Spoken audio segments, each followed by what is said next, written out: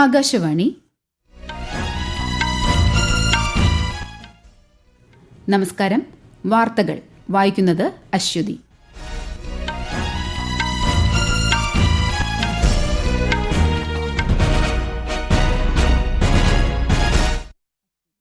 പ്രധാന വാർത്തകൾ. വിദ്യാർത്ഥികൾക്കായുള്ള പരിശീലന കേന്ദ്രങ്ങൾ നൈപുണ്യത്തിന്റെ കേന്ദ്രങ്ങളാകണമെന്ന് ഉപരാഷ്ട്രപതി ജഗദീപ് ധൻകർ. കേന്ദ്ര വിദേശകാര്യമന്ത്രി എസ് ജയശങ്കറിന്റെ സിംഗപ്പൂർ ചൈന സന്ദർശനത്തിന് ഇന്ന് തുടക്കമാകും.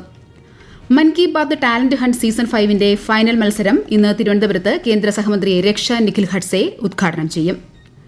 കേരളത്തിൽ നിപ സമ്പർക്ക പട്ടികയിൽ 500ഓളം പേർ ഉള്ളതായി ആരോഗ്യമന്ത്രി വീണ ജോർജ്. മലപ്പുറം, പാലക്കാട് ജില്ലകളിൽ സന്ദർശനം നടത്തി കേന്ദ്ര സംഘം. യൂറോപ്യൻ യൂണിയൻ, മെക്സിക്കോ രാജ്യങ്ങളിൽ നിന്നുള്ള എല്ലാ സാധനങ്ങൾക്കും 30% നികുതി ഏർപ്പെടുത്തി അമേരിക്ക.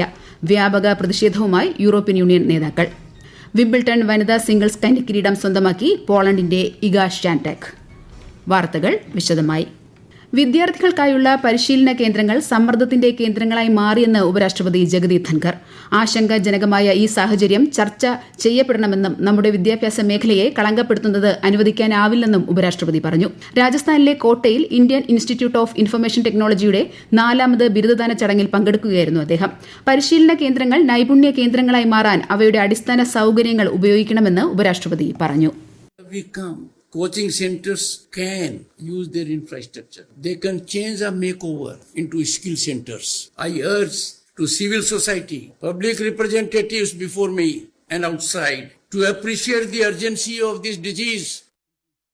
കേന്ദ്ര വിദേശകാര്യമന്ത്രി എസ് ജയശങ്കർ ഇന്നു മുതൽ ചൊവ്വാഴ്ച വരെ സിംഗപ്പൂരും ചൈനയും സന്ദർശിക്കും. സിംഗപ്പൂർ വിദേശകാര്യമന്ത്രിയുമായും നേതൃത്വവുമായും അദ്ദേഹം കൂടിക്കാഴ്ച നടത്തും. ദ്വിരാഷ്ട്ര പര്യടനത്തിന്റെ 2ാം ഘട്ടത്തിൽ ടിയാൻജിനിൽ നടക്കുന്ന SCO വിദേശകാര്യമന്ത്രിമാരുടെ കൌൺസിൽ യോഗത്തിൽ പങ്കെടുക്കാൻ വിദേശകാര്യമന്ത്രി ചൈന സന്ദർശിക്കും. ഇതോടൊപ്പം ഉഭയകക്ഷി യോഗങ്ങളും നടത്തും.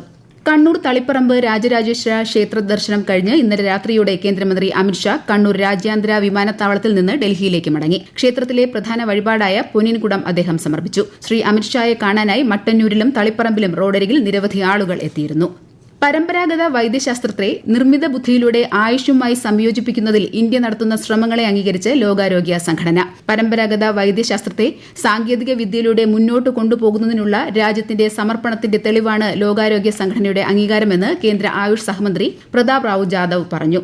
സഹി പോർട്ടൽ, നമസ്തേ പോർട്ടൽ, ആയുഷ് റിസർച്ച് പോർട്ടൽ തുടങ്ങിയ പ്ലാറ്റ്ഫോമുകളിലൂടെ രാജ്യം പുരാതന വൈദ്യശാസ്ത്രത്തെ സംരക്ഷിക്കുകയും ആരോഗ്യ സംരക്ഷണത്തിന്റെ ഭാവി രൂപപ്പെടുത്തുകയും ചെയ്യുന്നുവെന്ന് അദ്ദേഹം പറഞ്ഞു. വനിതാ ശിശു വികസനവുമായി ബന്ധപ്പെട്ട പ്രധാന പദ്ധതികളിൽ കേന്ദ്ര സംസ്ഥാന സഹകരണം വർദ്ധിപ്പിക്കുന്നത് ലക്ഷ്യമിട്ട് ഗുജറാത്തിലെ കെവാദിയയിൽ മേഖലാതല യോഗം നടന്നു. ഗുജറാത്ത്, മഹാരാഷ്ട്ര, മധ്യപ്രദേശ്, രാജസ്ഥാൻ, ഗോവ എന്നീ സംസ്ഥാനങ്ങൾ പങ്കെടുത്തു. കേന്ദ്രമന്ത്രി അന്നപൂർണ ദേവി അധ്യക്ഷത വഹിച്ച യോഗത്തിൽ കേന്ദ്ര സഹമന്ത്രി സാവിത്രി താക്കൂറും പങ്കെടുത്തു. മിഷൻ ശക്തി, മിഷൻ വാത്സല്യ, മിഷൻ സക്ഷം അങ്കണവാടി എന്നിവയ്ക്ക് കീഴിലുള്ള പ്രവർത്തനങ്ങളിൽ ചർച്ച കേന്ദ്രീകരിച്ചു. ഓപ്പറേഷൻ സിന്ദൂരിൽ വനിതാ സൈനികരും പൈലറ്റുമാരും വഹിച്ച നിർണായക പങ്കിനെ പ്രശംസിച്ച് രാജ്യരക്ഷാമന്ത്രി രാജ്നാഥ് സിംഗ് ഇന്നലെ ലക്നൌവിൽ ചൌക്കിലെ ബാഡിക്കാളി ജി ക്ഷേത്ര സമുച്ചയത്തിലെ പുതിയ ബ്ലോക്ക് ഉദ്ഘാടനം ചെയ്യുകയായിരുന്നു അദ്ദേഹം. വനിതകളുടെ പങ്കാളിത്തത്തോടെ പാകിസ്ഥാനിലെ 9 ഭീകര ക്യാമ്പുകൾ നശിപ്പിക്കാൻ ഇന്ത്യൻ സേനയ്ക്ക് കഴിഞ്ഞുവെന്നും മന്ത്രി പറഞ്ഞു. सेनाओं पर मां काली की विशेष कृपा रही है. अभी ऑपरेशन सिंदूर के दौरान भी सेनाओं ने अपने अद्भुत शौर्य, वीरता और पराक्रम का परिचय देते हुए पाकिस्तान पर मौजूद 9 आतंकवादी ठिकानों का सफाया करने में पूरी तरह से कामयाबी हासिल की है. इस ऑपरेशन में केवल पुरुष सैनिक ही नहीं बल्कि महिला सैनिकों ने भी बढ़ चढ़कर भाग लिया था. ഈ വർഷം കാർഗിൽ യുദ്ധത്തിന്റെ 26ാം വാർഷികം ആഘോഷിക്കുകയാണെന്നും ഈ അവസരത്തിൽ രാജ്യത്തിനായി പരമത്യാഗം ചെയ്ത ക്യാപ്റ്റൻ മനോജ് പാണ്ഡെ ഉൾപ്പെടെയുള്ള ധീരന്മാരെ സ്മരിക്കണമെന്നും ശ്രീ രാജ്നാഥ് സിംഗ് പറഞ്ഞു. പ്രധാനമന്ത്രിയുടെ മൻ കി ബാത്ത് പ്രഭാഷണ പരമ്പരയെ അടിസ്ഥാനമാക്കി മേര യുവഭാരതിന്റെ ആഭിമുഖ്യത്തിൽ സംഘടിപ്പിക്കുന്ന Mann Ki Baat talent hunt season 5ന്റെ ഫൈനൽ മത്സരം ഇന്ന് നടക്കും. തിരുവനന്തപുരം കഴക്കൂട്ടത്ത് സംഘടിപ്പിക്കുന്ന പരിപാടി കേന്ദ്ര യുവജനകാര്യ വകുപ്പ് സഹമന്ത്രി രക്ഷ നിഖിൽ ഖഡ്സെ ഉദ്ഘാടനം ചെയ്യും. മുൻ കേന്ദ്ര സഹമന്ത്രി വി മുരളീധരൻ അധ്യക്ഷത വഹിക്കും. ഈ വാർത്തകൾ ആകാശവാണിയിൽ നിന്ന്. ആകാശവാണി വാർത്തകളും വാർത്താധിഷ്ഠിത പരിപാടികളും all India radio news Thiruvananthapuram YouTube ചാനലിലും all India radio news Thiruvananthapuram Facebook പേജിലും AR News_ തിരുവനന്തപുരം ഇൻസ്റ്റഗ്രാം അക്കൌണ്ടിലും AR News_TVM X ഹാൻഡിലും ലഭ്യമാണ്. കേരളത്തിൽ നിപ സമ്പർക്ക പട്ടികയിൽ ആകെ 497 പേർ ഉള്ളതായി ആരോഗ്യമന്ത്രി വീണ ജോർജ്. മലപ്പുറം ജില്ലയിൽ 203 പേരും കോഴിക്കോട് 114 പേരും പാലക്കാട് 178 പേരും എറണാകുളത്ത് 2 പേരുമാണ് സമ്പർക്ക പട്ടികയിലുള്ളത്. മലപ്പുറത്ത് 10 പേരാണ് ചികിത്സയിലുള്ളത്. അതേസമയം മലപ്പുറം പാലക്കാട് ജില്ലകളിൽ നിപ റിപ്പോർട്ട് ചെയ്ത പ്രദേശങ്ങളിൽ കേന്ദ്ര സംഘം സന്ദർശിച്ചു. Indian council of medical research സംഘം ഇന്നലെ മഞ്ചേരി ഗവൺമെന്റ് മെഡിക്കൽ കോളേജിലെത്തി. ഐസൊലേഷൻ വാർഡിന്റെയും അനുബന്ധ സജ്ജീകരണങ്ങളുടെയും പ്രവർത്തനങ്ങളിൽ സംഘം തൃപ്തി രേഖപ്പെടുത്തി. പത്തനംതിട്ട ജില്ലയിലെ ആറന്മുള പാർത്ഥസാരഥി ക്ഷേത്രത്തിലെ പ്രസിദ്ധമായ വള്ളസദ്യയ്ക്ക് ഇന്ന് തുടക്കം കുറിക്കും. രാവിലെ 11-ന് മന്ത്രി കെ.ബി. ഗണേഷ് കുമാർ ക്ഷേത്രമുറ്റത്ത് ആനക്കൊട്ടിലിൽ പ്രത്യേകം തയ്യാറാക്കിയ സ്ഥലത്ത് വിളക്ക് കൊളുത്തി ഉദ്ഘാടനം നിർവഹിക്കും. ഒക്ടോബർ 2 വരെ 80 ദിവസമാണ് ഇത്തവണ വള്ളസദ്യക്കാലം. 7 പള്ളിയോടങ്ങളാണ് വള്ളസദ്യയിൽ പങ്കെടുക്കുന്നത്. ശബരിമലയിൽ നവഗ്രഹ ക്ഷേത്ര പ്രതിഷ്ഠ ഇന്ന് നടക്കും. തന്ത്രി കണ്ഠരര് രാജീവരുടെ കാർമ്മികത്വത്തിൽ പകൽ 11-നും 12-നും മധ്യയുള്ള കന്നിരാശി മുഹൂർത്തത്തിലാണ് പ്രതിഷ്ഠ നടക്കുക. മാളികപ്പുറത്തിന് സമീപമാണ് പുതിയ നവഗ്രഹ ശ്രീകോവിൽ നിർമ്മിച്ചിട്ടുള്ളത്. പ്രതിഷ്ഠയോടനുബന്ധിച്ചുള്ള പൂജകൾ പൂർത്തിയാക്കി ഇന്ന് രാത്രി 10-ന് നടയടയ്ക്കും. തുടർന്ന് കർക്കടക മാസ പൂജയ്ക്കായി ഈ മാസം 16-ന് നട തുറക്കും. കേരളത്തിൽ ഒറ്റപ്പെട്ട ശക്തമായ മഴയ്ക്ക് സാധ്യത. ഇന്ന് തൃശൂർ മുതൽ കാസർഗോഡ് വരെയുള്ള 7 ജില്ലകളിൽ കേന്ദ്ര കാലാവസ്ഥാ വകുപ്പ് മഞ്ഞ ജാഗ്രത പ്രഖ്യാപിച്ചു. മധ്യപ്രദേശ്, രാജസ്ഥാൻ, ഗുജറാത്ത്, ഉത്തരാഖണ്ഡ് എന്നിവിടങ്ങളിൽ നിന്ന് കനത്ത മഴയ്ക്ക് സാധ്യതയുള്ളതായും മുന്നറിയിപ്പുണ്ട്. അടുത്ത മാസം 1 മുതൽ യൂറോപ്യൻ യൂണിയൻ, മെക്സിക്കോ എന്നിവിടങ്ങളിൽ നിന്നുള്ള എല്ലാ സാധനങ്ങൾക്കും 30% നികുതി ഏർപ്പെടുത്തി US പ്രസിഡന്റ് ഡൊണാൾഡ് ട്രംപ്. പ്രഖ്യാപനത്തിനെതിരെ വ്യാപക പ്രതിഷേധവുമായി യൂറോപ്യൻ യൂണിയൻ നേതാക്കൾ രംഗത്തെത്തി. നികുതി വർധനവ് പണപ്പെരുപ്പത്തിന് ആക്കം കൂട്ടുകയും വളർച്ചയെ തടസ്സപ്പെടുത്തുകയും ചെയ്യുമെന്ന് European Council president Antonio Costa പറഞ്ഞു. ന്യായമായ ഒരു കരാറിന് ആവശ്യമായ നടപടികൾ സ്വീകരിക്കാൻ തയ്യാറാണെന്ന് European Commission president Ursula von der Leyen പ്രതികരിച്ചു. ഫ്രഞ്ച് പ്രസിഡന്റ്, ഇറ്റാലിയൻ പ്രധാനമന്ത്രി, നെതർലാൻഡ് പ്രധാനമന്ത്രി എന്നിവരും US-ഉം യൂറോപ്യൻ യൂണിയനും തമ്മിലുള്ള വ്യാപാര സംഘർഷം ദോഷകരമാകുമെന്ന് മുന്നറിയിപ്പ് നൽകി. യൂറോപ്യൻ കയറ്റുമതിക്കാരെ താരിഫുകൾ സാരമായി ബാധിക്കുമെന്നും അമേരിക്കൻ സമ്പദ് വ്യവസ്ഥയെയും തീരുമാനം ദോഷകരമായി ബാധിക്കുമെന്നും ജർമ്മൻ ധനകാര്യമന്ത്രി കാതറീന റീച്ചെ പറഞ്ഞു. ലോർഡ്സിൽ നടക്കുന്ന ഇന്ത്യ-ഇംഗ്ലണ്ട് 3-ാം ടെസ്റ്റിൽ ഇംഗ്ലണ്ട് ഇന്ന് 2ാം ഇന്നിംഗ്സ് പുനരാരംഭിക്കും. വൈകിട്ട് 3:30-നാണ് മത്സരം. ഇന്നലെ 3-ാം ദിവസം കളി നിർത്തുമ്പോൾ ഇംഗ്ലണ്ട് വിക്കറ്റൊന്നും നഷ്ടമാവാതെ 2 റൺസ് എന്ന നിലയിലാണ്. ഇന്ത്യ 1-ാം ഇന്നിംഗ്സ് 387 റൺസിന് പുറത്തായി. KL രാഹുൽ സെഞ്ചുറി നേടി. 5 മത്സരങ്ങളുള്ള ടെസ്റ്റ് പരമ്പര നിലവിൽ 1-1 എന്ന നിലയിൽ സമനിലയിലാണ്.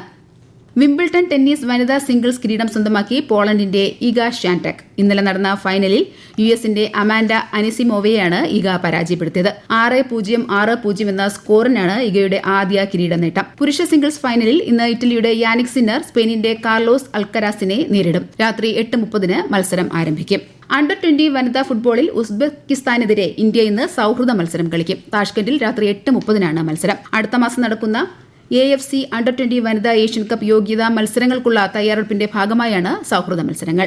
മാഡ്രിഡിൽ നടന്ന ആർച്ചറി വേൾഡ് കപ്പ് സ്റ്റേജ് 4-ൽ ഇന്ത്യ 3 മെഡലുകൾ നേടി. Asian games champion Jyothi Surekha Vennam വനിതാ വ്യക്തിഗത കോമ്പൌണ്ട് ഇനത്തിൽ വെള്ളി നേടി. വനിതാ ടീം ഇനത്തിൽ പർനീത് കൌർ, പ്രതിക പ്രദീപ് സഖ്യം വെള്ളി മെഡൽ സ്വന്തമാക്കി. മിക്സഡ് ടീം കോമ്പൌണ്ട് ഇനത്തിൽ ജ്യോതി, ഋഷഭ് യാദവ് സഖ്യം 3-ാം സ്ഥാനം നേടി.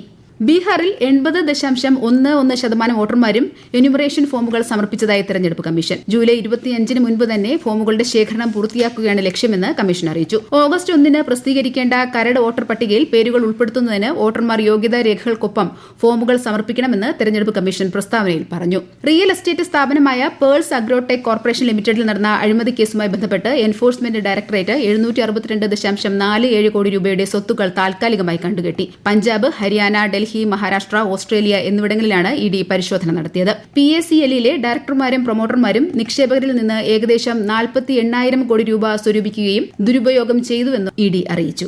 പ്രധാന വാർത്തകൾ വീണ്ടും.